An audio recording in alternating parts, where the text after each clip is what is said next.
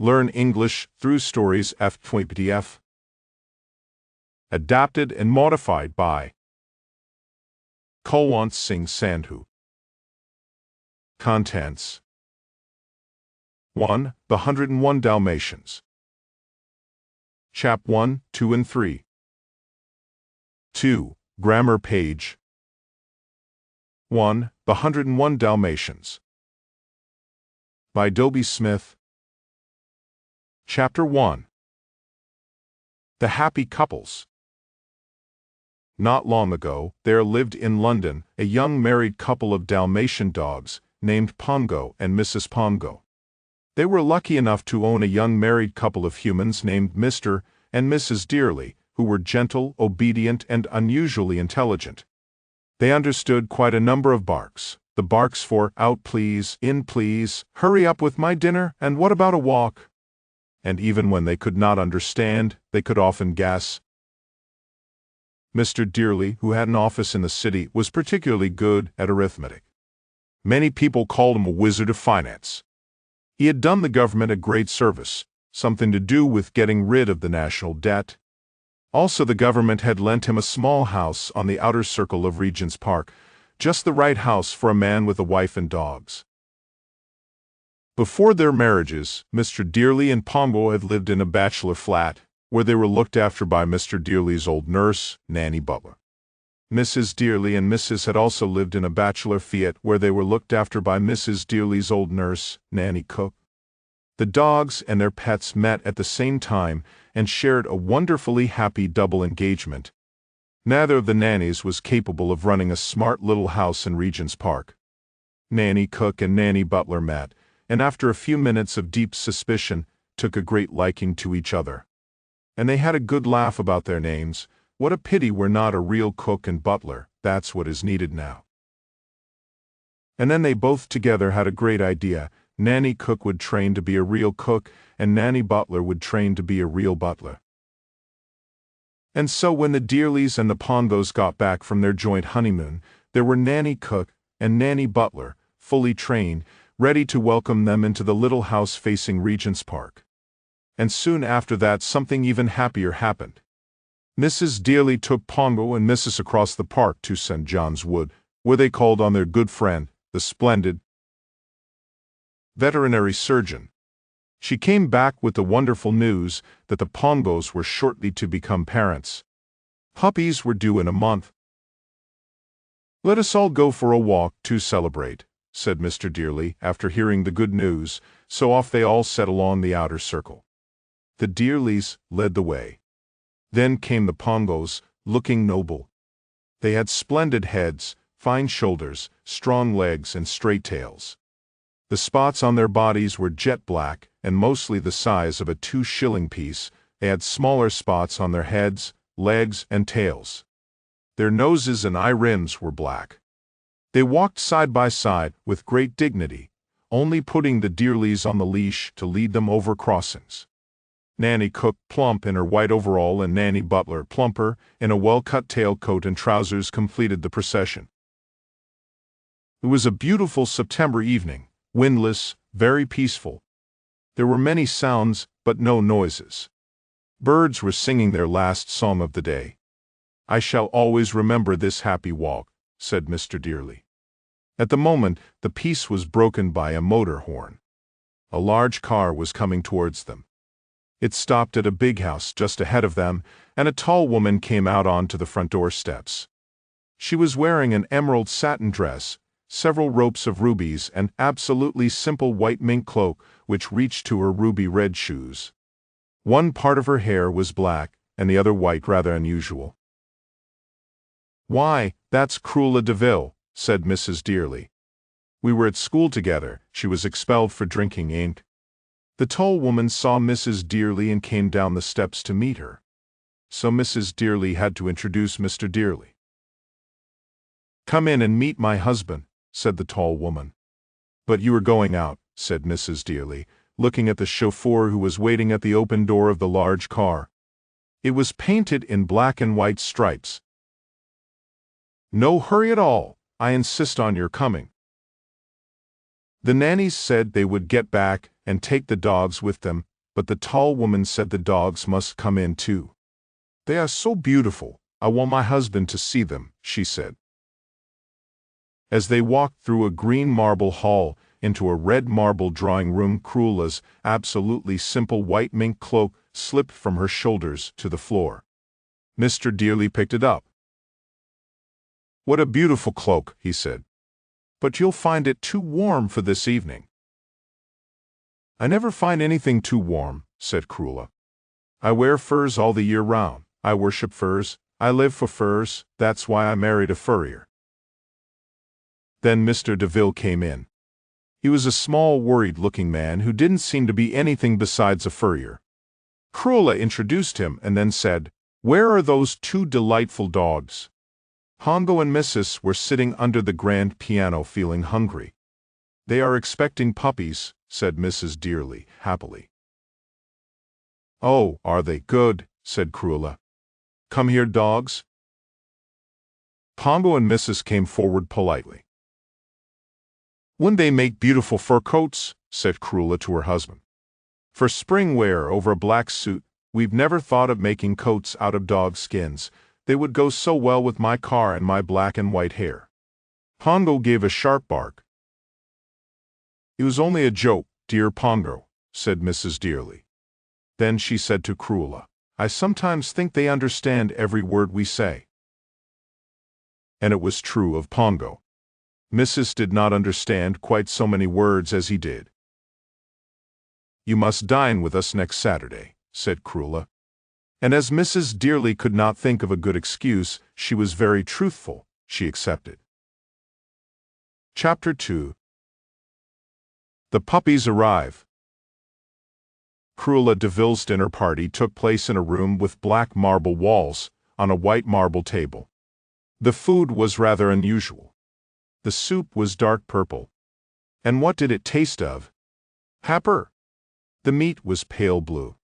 And what did that taste of? Pepper. Everything tasted of pepper, even the ice cream, which was black. Cruella shivered and huddled herself in her absolutely simple white mink cloak. Mr. and Mrs. Dearly left as early as they felt was polite.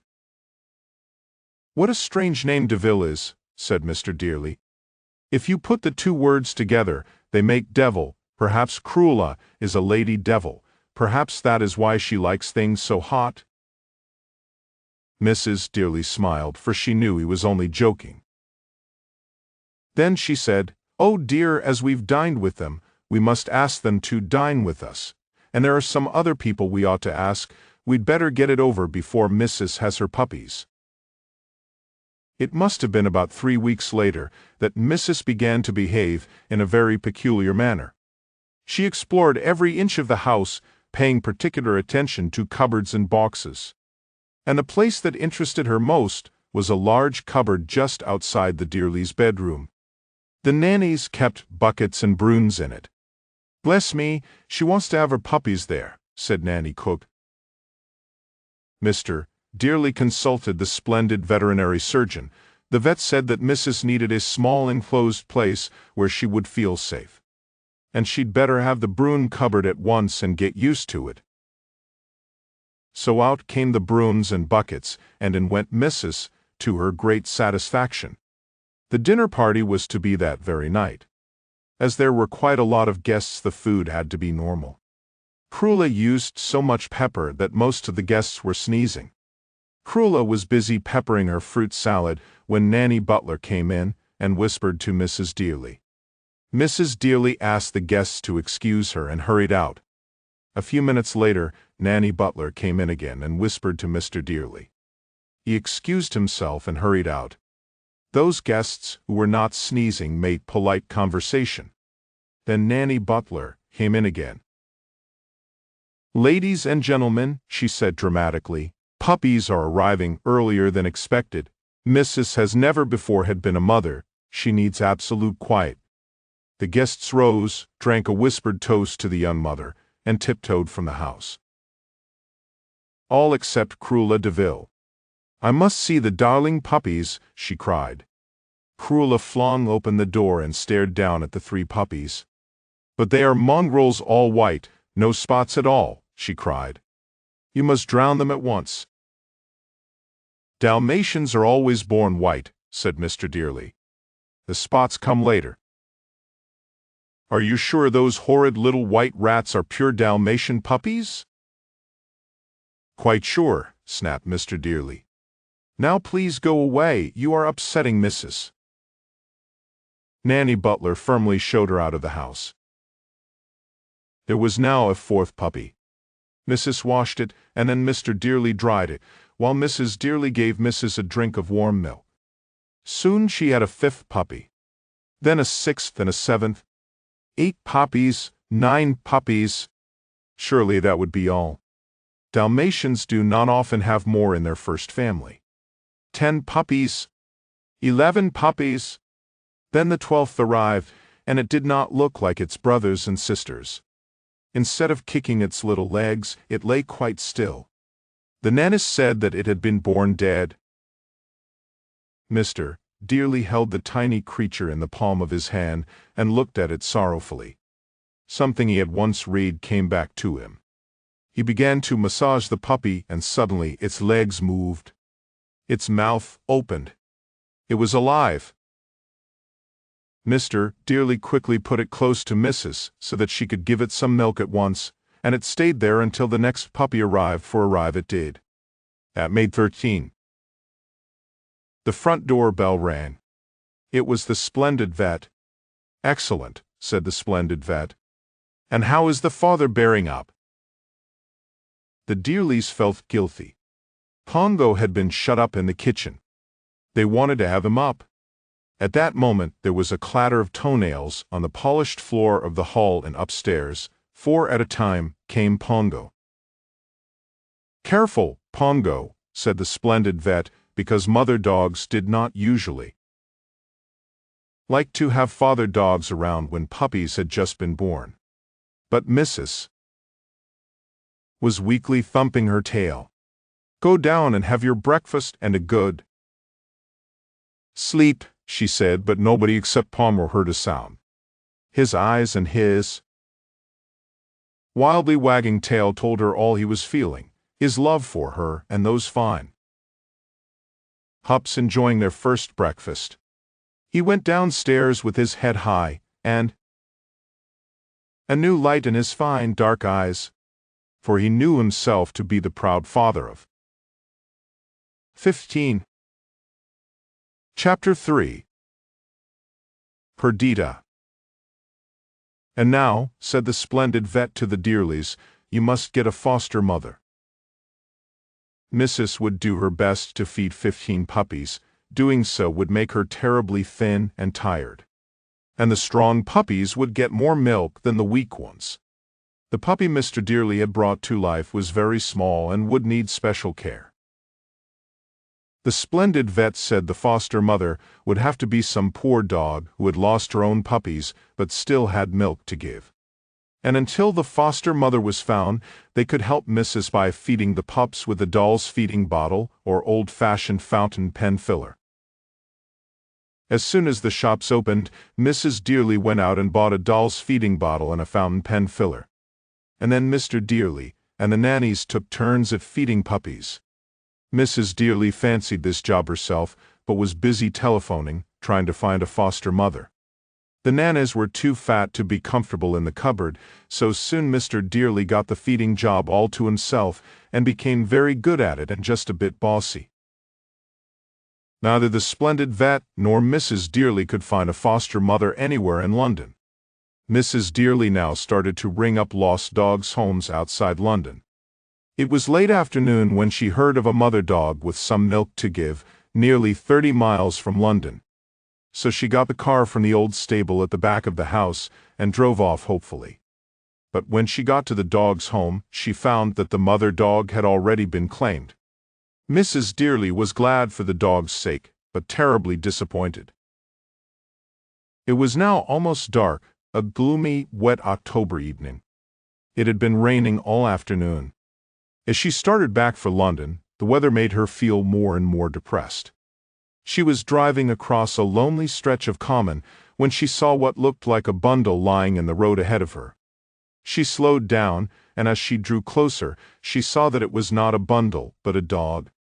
She stopped the car and got out. The dog was so plastered with mud that Mrs. Dearly couldn't see what kind of dog it was. What she could see, by the light from the car's headlights, was the poor creature's pitiful thinness. She spoke to it gently. Its drooping tail gave a flick, then drooped again. She patted it and tried to get it to follow her. It was willing to, but its legs were wobbly. She picked it up and carried it. It felt like a sack of bones. Then she saw that this was a mother dog, and that in spite of its starving condition, it still had some milk to give.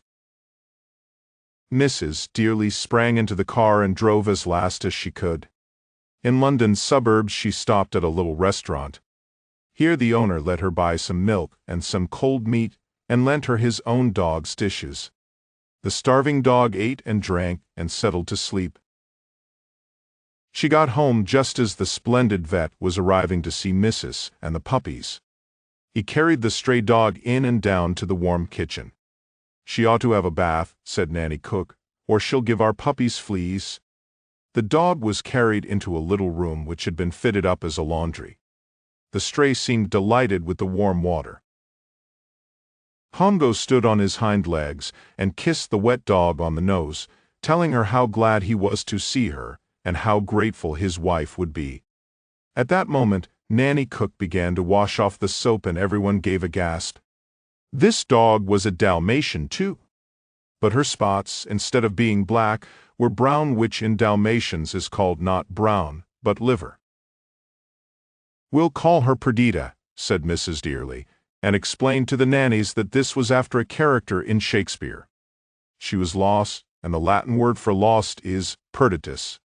Though Pongo had very little Latin, he had, as a young dog, tried Shakespeare in a tasty leather binding. Perdita was able to feed 2 little puppies. She had fed and washed them and was now having a light supper. Then she told Pongo her story. A farmer, her owner, let her run wild. He never gave her the love all Dalmatians need. She had 8 puppies, but the farmer didn't give her extra food. One afternoon she woke to find not one puppy in bed with her. She searched the farmyard and ran onto the road, where cars nearly ran over her. Hungry and utterly broken-spirited, she collapsed. Not long after Mrs. Dearly found her. Pongo sympathized with all his heart and did his best to comfort her. Grammar page tenses. Uses of present continuous 1. A for an action going on at the time of speaking. 1. What are you doing? I'm cleaning my flat. 2. What is your sister doing? She's reading in the garden. 3. What are your brothers doing? They're standing in the rain. 4. What is Banta doing now? He's doing his maths homework now. 5. What is happening in the ground? The girls are playing in the there. B. Actions happening in a period around the present moment, in time. 1. Whose account are you working on? Mr. Khanna's, they're due next week. 2. What is Rita doing nowadays? She's studying hard for her final exam. 3. You look busy. What's happening? I am working on a new project. 4. What are you doing nowadays, I mean study-wise? I'm reading Jane Austen's novel, Northanger Abbey, these days. See future plans and arrangements. 1. They're coming to stay with us in June. We'd better repair air condition. 2. I'm going to give an interview on April 20. 3. What are you doing tomorrow afternoon? I'm going to the cinema to watch a new movie, one day. 4. I'm no well, so I'm not going to the party tonight. 5. Is he visiting his parents next weekend? Maybe, maybe not.